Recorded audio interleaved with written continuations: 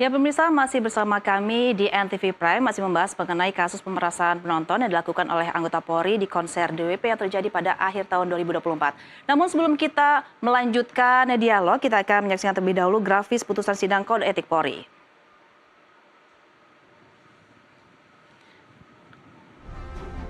Ya, putusan sidang Komisi Kode Etik Polri terduga DF dan S, yaitu Kanit 4 Subdit 3 Ditres Narkoba Polda Metro Jaya, Panit 1 Unit 2 Subdit 3 Ditres Narkoba Polda Metro Jaya.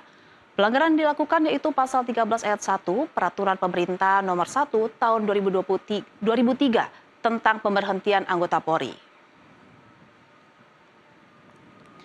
Selanjutnya itu putusan sidang Komisi Kode Etik Polri, kronologinya yaitu mengamankan konser DWP 2024, WNA maupun WNI diduga menyalahgunakan narkoba.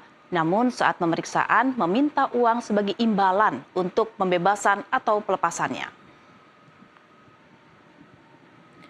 Sanksi administratif yang dikenakan yaitu penempatan dalam tempat khusus selama 30 dan 20 hari terhitung mulai tanggal 27 Desember 2024 hingga 25 Januari 2025 di ruang Patsus Biro Provos Div Propampori.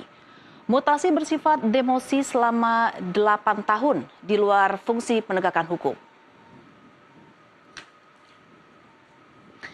Iya, kita kembali ke Pak Yusuf. Ini Pak Yusuf, ini mekanisme menentukan hukuman yang dijatuhkan kepada anggota Polri.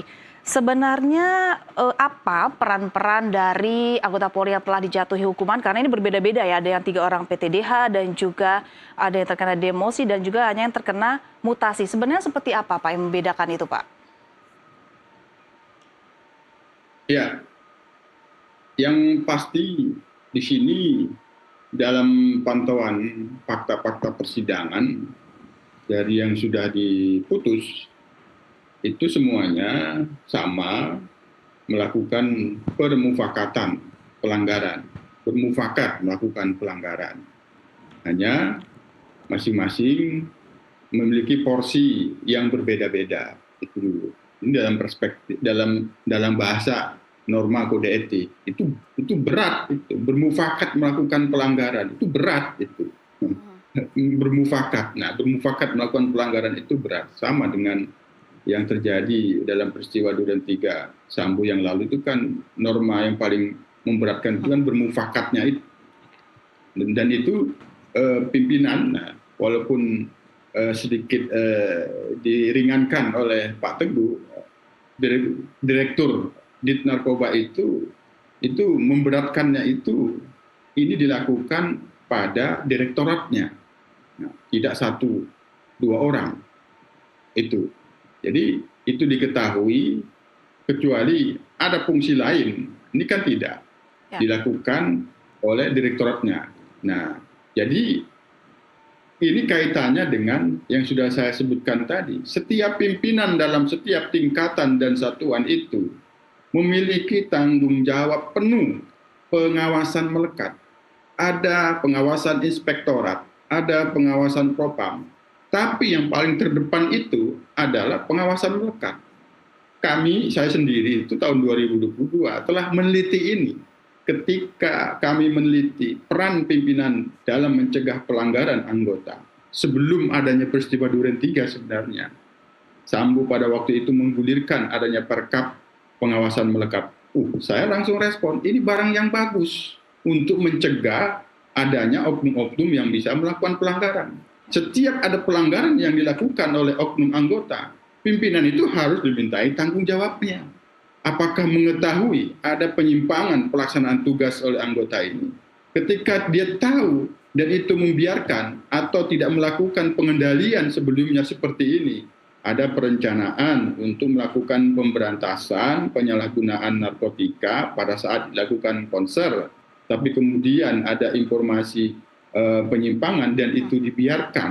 Nah, itu berat itu sebagai pimpinan, karena di dalam dirinya itu memiliki fungsi pengawasan yang melekat, dan itu tanggung jawab di direktorat ada pada dirinya. Ini yang memberatkan. Nah, tentu permufakatan pelanggaran itu memiliki porsi-porsi yang berbeda-beda sehingga menimbulkan sanksi yang berbeda. Artinya apa yang dilakukan peran masing-masing itu sebenarnya sama, bermufakat melakukan pelanggaran, hanya porsinya berbeda-beda. Itu.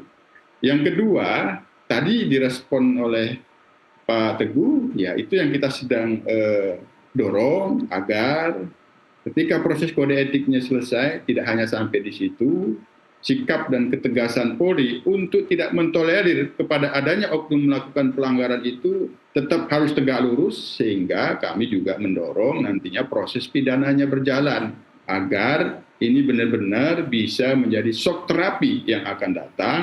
Jangan bermain-main di dalam melakukan tugas pelaksanaan pencegahan dan pemberantasan narkotika. Cita Presiden Prabowo itu salah satunya adalah memperkuat pencegahan dan pemberantasan narkotika. Itu harus kita tegak lurus. Kompolnas dalam hal ini tegak lurus, mengawasi betul bagaimana pencegahan dan pemberantasan narkotika yang dimaksud oleh Pak Presiden itu benar-benar berjalan dengan baik. Apabila ada oknum melakukan penyimpangan, meskipun ini kepada pengguna, tapi tidak dijalankan SOP-nya untuk diasesmen dan direhabilitasi, itu harus ditindak tegas. Itu komitmen kami.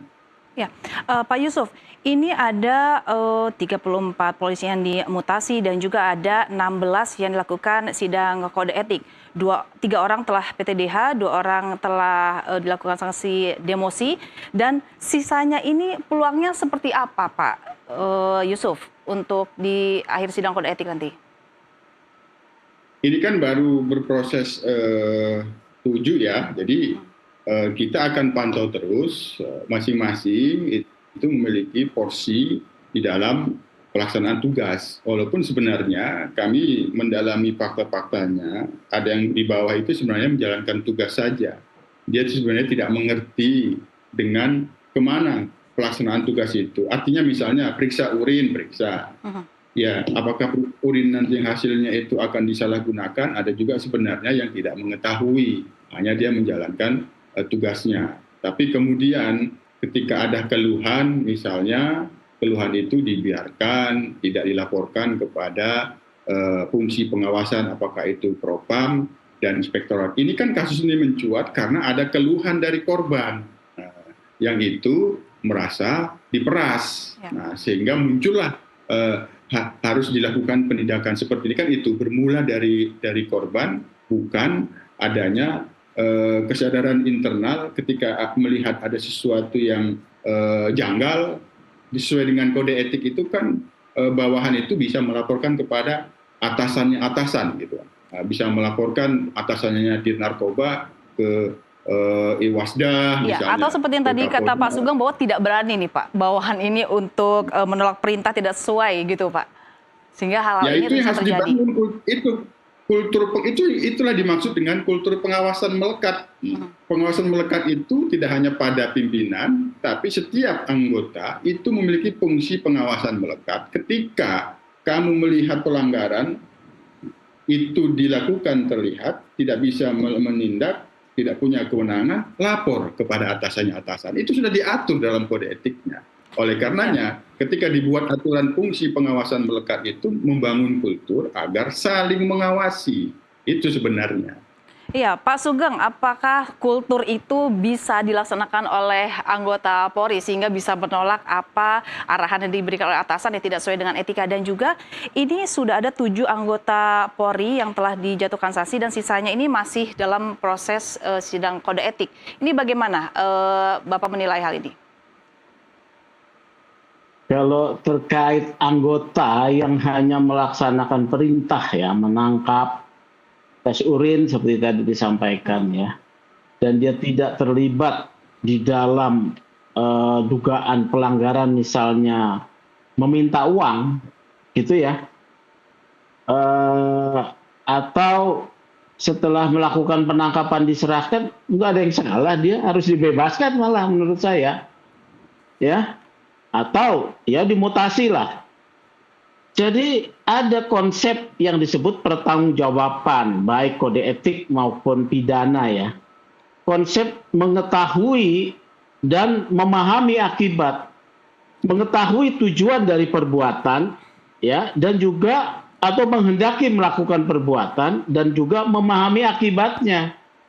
Kalau 2 hal ini tidak ada pada terduga pelanggar, dia tidak perlu disanksi.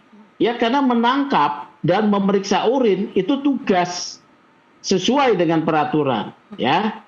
Nah, saya mau singgung nih terkait dengan Dires Narkoba. Yang mau saya sampaikan adalah, ya, jadi disediakan satu loophole sebetulnya dengan pernyataan yang disampaikan oleh Propam bahwa Dires Narkoba mengetahui tetapi tidak melakukan tindakan yang patut. Ini loophole untuk lepas dari pemecatan sebetulnya, ya, untuk sidang banding menurut saya. Nah, kewenangan menyatakan bahwa Dires Narkoba itu mengetahui tetapi tidak melakukan tindakan sesuai peraturan itu kan oleh Komisi Kode Etik, ya. Komisi Kode Etik setelah memeriksa saksi-saksi. Tapi dalam kultur kepolisian tidak mungkin Dires Narkoba tidak mengetahui perencanaan akan ada permintaan sejumlah uang. Ya, tidak mungkin juga prosedur akan dilanggar bahwa setelah ditangkap dilepas.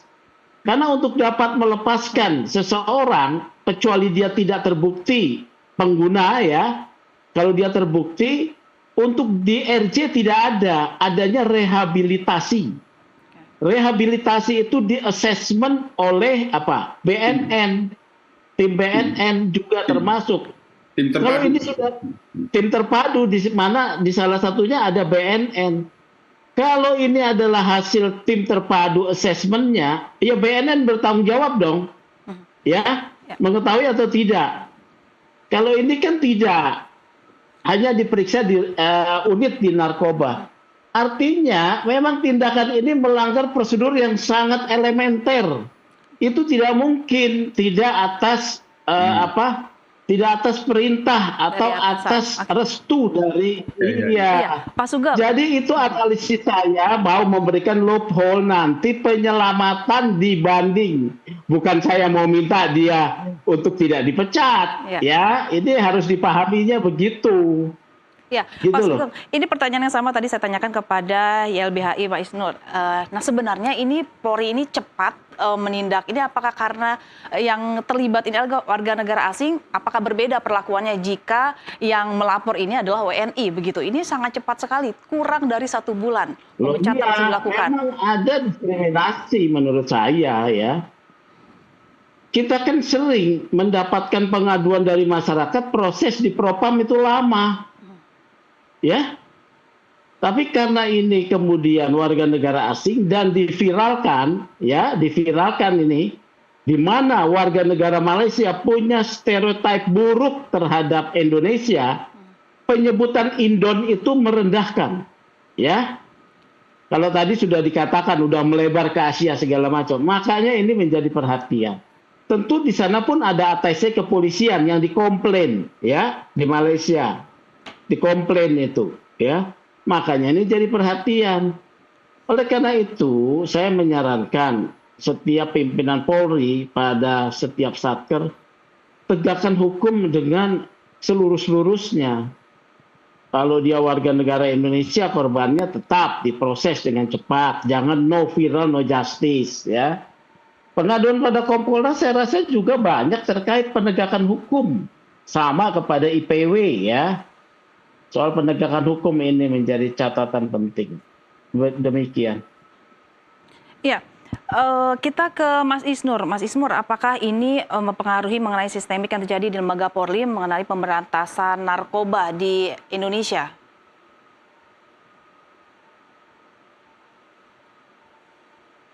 Ada 2 hal, Mbak. Saya ingin menjawab. Yang pertama adalah tadi soal pertanyaan, mengapa ada anak buah yang tidak berani menolak? Karena semata-mata perintah gitu. Pertama kita harus ketahui dulu Undang-Undang Kepolisian dan juga Peraturan Kapolri implementasi prinsip HAM itu menjamin kebebasan anggota untuk menolak perintah yang melanggar hukum. Tapi ternyata ada situasi yang tidak bisa menolak dalam banyak kasus. Menurut saya ini menjadi perhatian sebenarnya. Apakah ini memang sistemik dan menjadi kultur atau karena kasuistis? Kalau YLBHI memandang ini sistemik. Ini sudah jadi kultur, ketidakberanian menolak perintah yang melanggar hukum dan lain-lain. Dalam artian apa? Perlu perubahan juga secara sistemik. Baik dalam mulai pendidikan, dalam standar apel, perintah, perhatian atasan dan lain-lain. Justru orang-orang yang menolak dijadikan misalnya contoh yang berprestasi ketika dia berhasil menolak yang melanggar hukum dan atasan dibuktikan. Jadi perlindungan buat yang menolak perintah yang melanggar hukum penting dilakukan.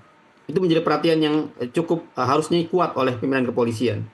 Yang kedua adalah tadi terkait pertanyaan yang bagaimana ini ke depan perubahan di narkotik. Ya, ini adalah juga tantangan besar dalam sekarang sedang revisi Undang-Undang Narkotik. Maka penting sekali bagaimana cara menangani, bagaimana teknisnya gitu ya. Tadi apakah ketika konser sedang tes urin dan lain seperti apa, itu penting menjadi perhatian. Karena ternyata ini menjadi loophole, bukan hanya peristiwa DWP, Mbak. Banyak sekali laporan kepada baik itu YLBHI juga peristiwa-peristiwa seperti ini gitu. Dan di lapas sekarang kan mau diberikan amnesti secara besar-besaran ya oleh Prabowo ya. Itu paling banyak ya pengguna narkotik. Jadi udah bener tuh rencana jangan sampai pengguna di penjara. Harusnya pengguna itu direhabilitasi. Jadi upaya-upaya pemidanaan kepada pengguna narkotik ya itu harusnya dihapuskan. Itu ke depan. Negara harus menyikapi bahwa dia adalah harusnya dipulihkan. Iya, Mas Nah, Isnur. sasarnya kemana? Beda. Ya, Mas Isnur tadi mengatakan bahwa banyak temuan-temuan dari YLBHI mengenai kasus-kasus yang serupa mengenai narkoba. Sebenarnya ini artinya kan harus mengeluarkan nominal begitu untuk artinya dapat dilakukan pembebasan. Sebenarnya adakah takaran nominal tersendiri untuk kasus-kasus tersebut, Mas Isnur? Ya, kalau pengadu banyak menyebutkan angka-angkanya, tapi kan susah pembuktiannya karena ruangnya tertutup gitu. Tapi yang penting adalah sekarang tidak boleh ada upaya-upaya seperti ini. Upaya-upaya pemerasan ya, upaya-upaya tanda kutip damai dalam menghentikan perkara jangan lagi ada gitu. Tapi juga harus dibenerin norma hukumnya. Jangan sampai norma hukumnya memfasilitasi orang untuk dipidana kesalahannya yang harusnya tidak dilakukan kesalahan. Tapi yang kedua, bagaimana pengawasan dalam upaya penegakan hukum ya, baik upaya misalnya operasi, upaya misalnya tangkap tangan, penangkapan itu dievaluasi seluruhnya. Itu. Dalam hal ini, ketika sekarang nih ya, Kompolnas dilibatkan secara maksimal, sebenarnya ini adalah cara-cara baru kan. Kompolnas mantengin itu cara-cara baru gitu. Namun saya penting ke depan, Kompolnas dilakukan penguatan kewenangan. Sekarang kan cuma dilibatkan karena kebaikan hati misalnya timnya. Ke depan Kompolnas harus bisa punya kewenangan misalnya gini, di banyak negara ketika pelakunya atau dugaan pelakunya adalah aparat, maka yang memeriksa bukan lagi aparat juga gitu kira-kira. Harusnya ada satuan lain yang memeriksa. Nah itu yang menurut saya penting kita mengubah sistemnya, mengubah pengawasannya. Pak Mahfud MD waktu pasca peristiwa Sambo itu kan bilang, memang ada bolong besar dalam pengawasan yang perlu diperbaiki. Makanya saya selalu minta sama Pak Yusuf Warsim dan kawan-kawan di Kompolnas, ayo dong buat kajian yang serius, kita matangkan kajiannya, bagaimana pengawasan yang tepat agar kepolisian yang sangat banyak ini benar-benar terpantau seluruhnya, bukan karena semata viral for justice gitu. Iya, oke Mas Isnur, nanti kita akan mendengarkan sebenarnya seperti apa pengawasan dan sistem yang tepat yang harus dilakukan oleh Polri, seperti apa tanggapan dari Kompolnas. Namun usai jeda kita akan kembali lagi di Antv Prime.